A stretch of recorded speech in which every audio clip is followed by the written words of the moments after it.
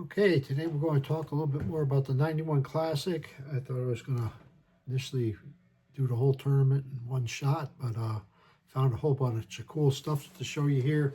Memorabilia from the Classic, so we're going to show you some of this stuff and go over the first day. I mentioned about the striper crash. Part of the package they gave us is their back. That's a striped bass, and this booklet's about the recovery of the striped bass.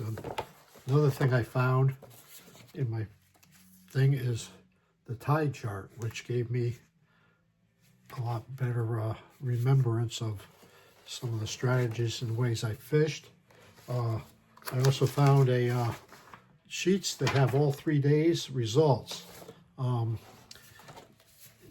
The Federation guys that made through the Federation were all sponsored by Wrangler, and they were known as Wrangler Anglers, and I found this press kit.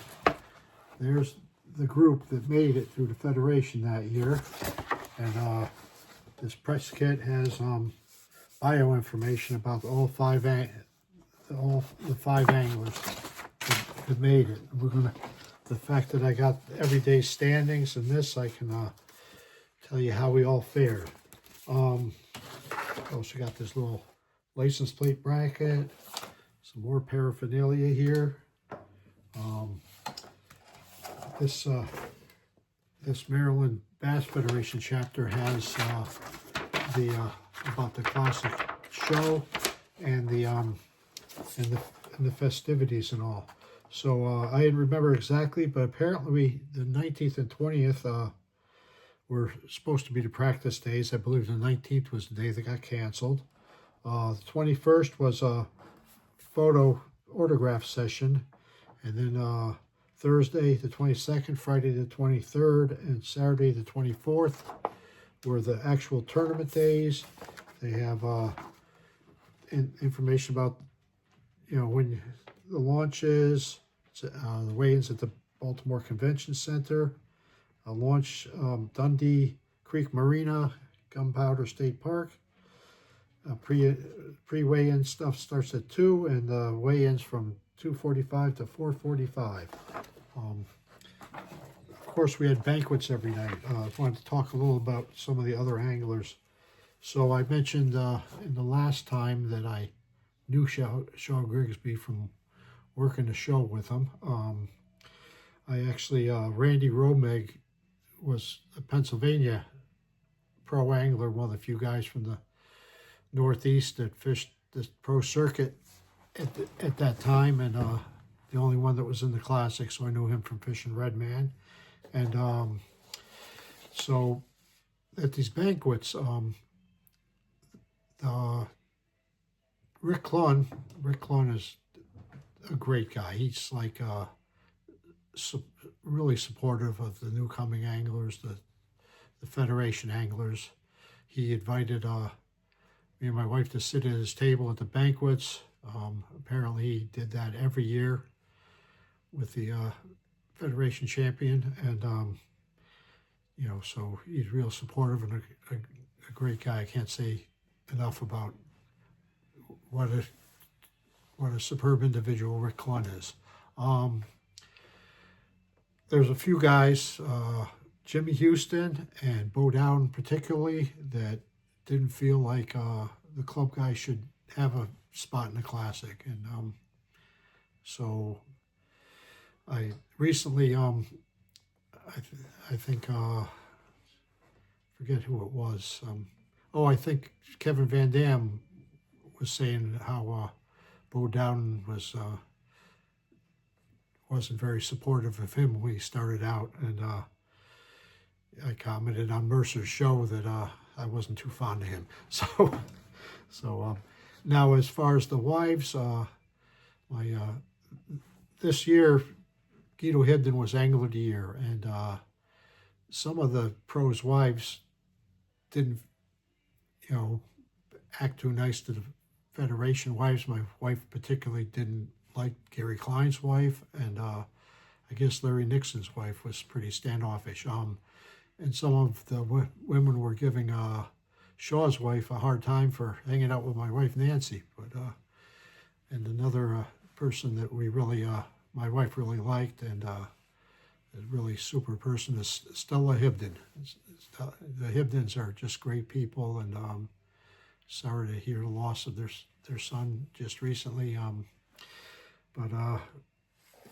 So just wanted to mention a few of the people, maybe get to know, maybe know a little bit more about them. So the first day, so I found out from my little tide chart that we had mostly, it was just about high tide in the morning. We had mostly outgoing tide. I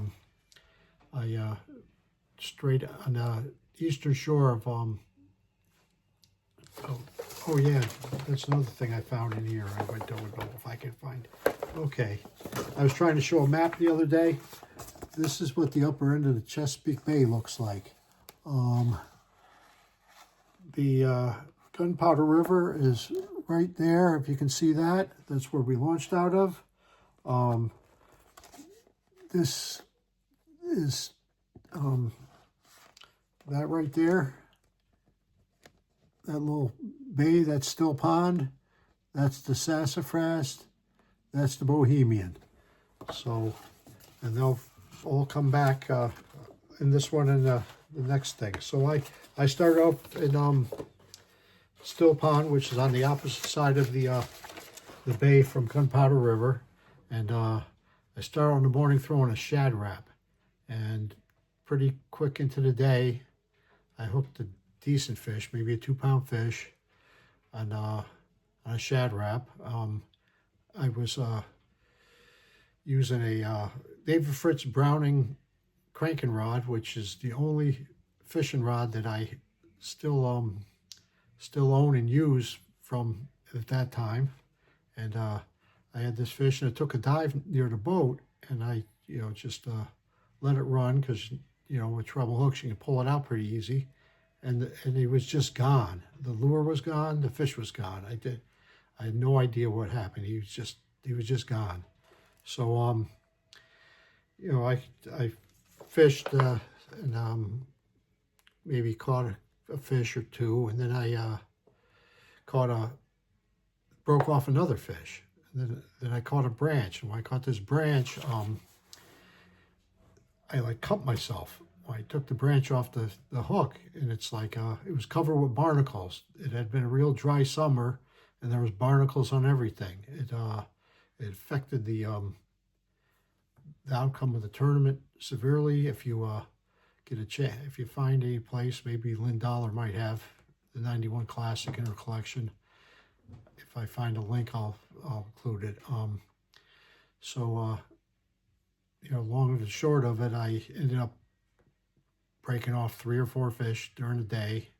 Later in the day, when near low tide, there was this big log jammed under this dock, and I caught like a fish a little over 4 pounds off this log. Local news had it as lunker when they showed it, but somebody that weighed in after me had a bigger fish. But I think it was the second biggest fish the first day. I ended up right here on my little standing sheet. I ended up with 4 fish that weighed 8 pounds, and it put me in 16th place. So first day I'm 16th place, the best Federation angler. Second, Gary Brown had 22 pounds. Was in 22nd place with 7 pounds. Denny Stacy at 6 pounds for 25th place. Jerry Wagner at 5'11" for 27th place, and Mickey Truesdale weighed in 13 ounces and was in 39th place. Now, we all knew each other from the Fishing Federation Championship together, and after these first day's results, we all got together and started talking to each other. And next episode, I'm going to tell you how we did a lot better and scared these pros like they've never been scared before. So thanks for watching, and I'll talk to you soon. Bye.